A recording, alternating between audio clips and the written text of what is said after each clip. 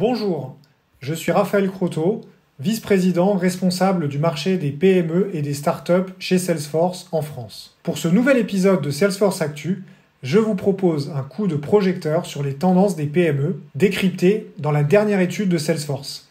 C'est parti! Premier enseignement. Commençons par une bonne nouvelle. Comme avec France Relance, les gouvernements dans le monde ont été au rendez-vous pour soutenir leurs PME. Mais pas seulement les gouvernements. Les PME reconnaissent aussi que le soutien de leur communauté de parties prenantes, à savoir les clients, les fournisseurs, les prestataires, a été déterminant. 2 PME sur 3 estiment que le soutien de leur gouvernement et de cette communauté a été primordial pour leur survie. Deuxième enseignement. Dans des circonstances complexes, les PME ont cherché à répondre aux attentes de leurs collaborateurs et à s'adapter aux mesures sanitaires. Il y a 3 attentes principales en France. Premièrement, la flexibilité des horaires. Ensuite, la possibilité de travailler à distance. Et enfin, l'utilisation du masque sur le lieu de travail. Or, 43% des PME dans le monde ont pu accorder de la flexibilité dans les modalités de travail. C'est même une PME en croissance sur 2 en France. La flexibilité n'a donc pas eu d'impact négatif sur leur performance.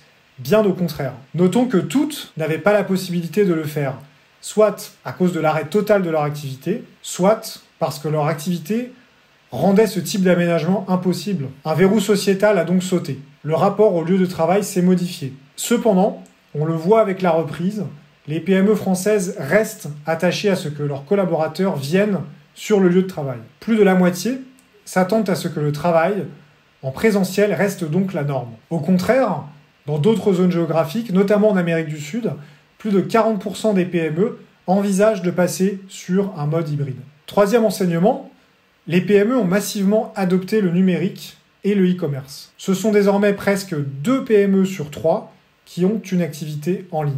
Le numérique a fait office de bouclier, avec 71% des PME en croissance qui affirment que leur entreprise a survécu à la pandémie grâce à la digitalisation de leur activité.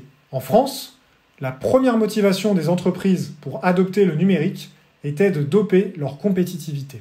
Il leur reste toutefois de sérieux défis. Personnaliser l'expérience client, répondre rapidement à leurs demandes et interagir sur leurs canaux favoris. Or, ces sujets deviennent absolument déterminants à l'heure du 100% digital. Pour finir, intéressons-nous au bilan que les entreprises tirent de ces changements. Eh bien, globalement, elles en tirent un bilan extrêmement positif.